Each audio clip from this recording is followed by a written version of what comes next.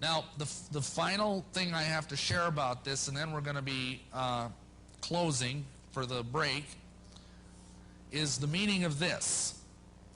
And this is a very mysterious symbol, which, you know, you've heard all sorts of explanations for it, but I'm going to give you the Masonic Illuminati inner meaning of what this means tonight. And it's going to probably gross you out and astonish you, and I apologize in advance for that. But this is what it means. Crowley reveals the secret behind the all-seeing eye symbol in one of his books, the Book of Thoth, which is a very advanced manual on tarot card readings. And this is the eye of Lucifer. But believe it or not, it corresponds to a human organ that, for lack of a more delicate term, we'll call the rectum.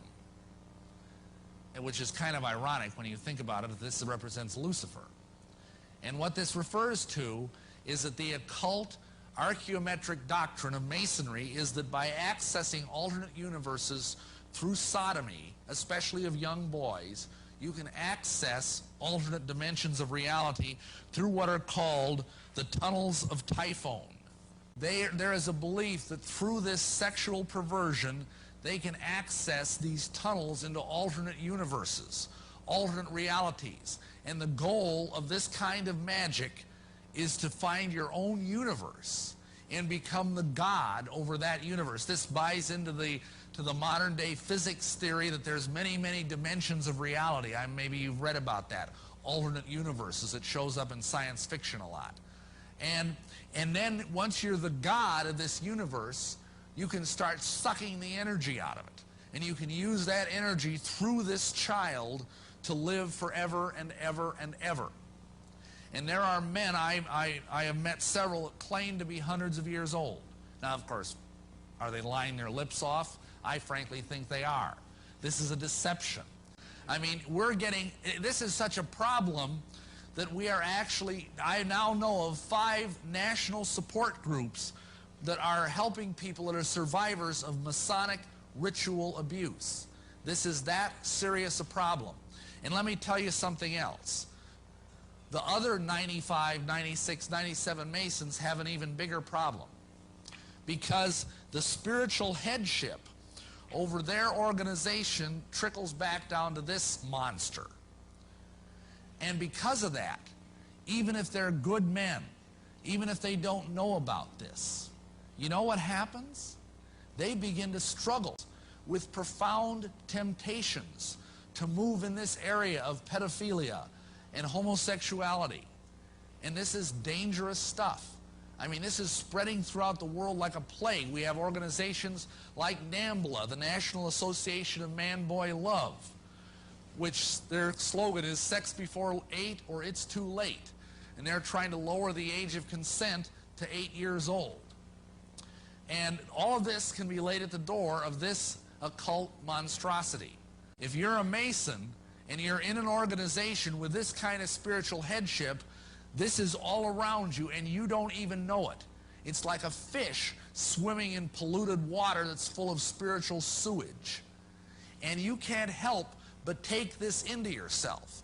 But it's important to understand that in all of this, that I myself, as a normal, red-blooded heterosexual, was finding myself continually drawn into sexual thoughts and sexual fantasies about little boys.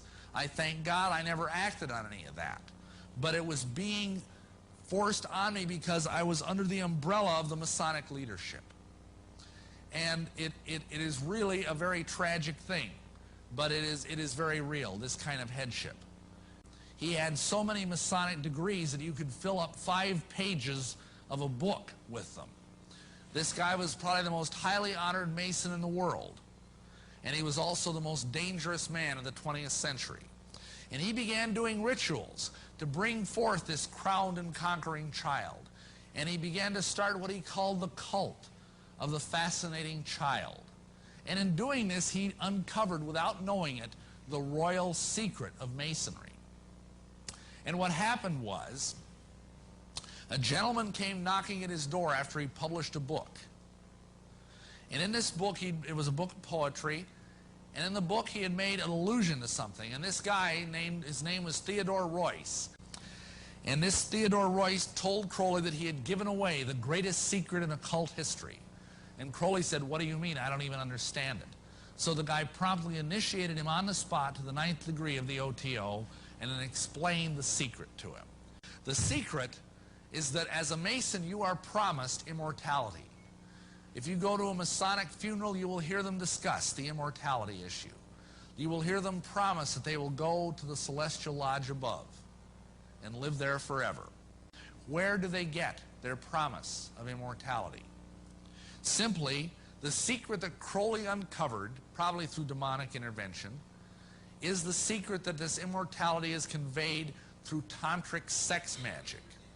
And the kind of sex magic that we're talking about here, unfortunately, is a sexual violation of a little child. Crowley taught that the way you could live forever was by vampirizing little children sexually. And he personally bragged of having slaughtered 150 male children in 1 year. This is why he was called the wickedest man in the world. And this, I apologize that this is so horrible, but Masons are doing this.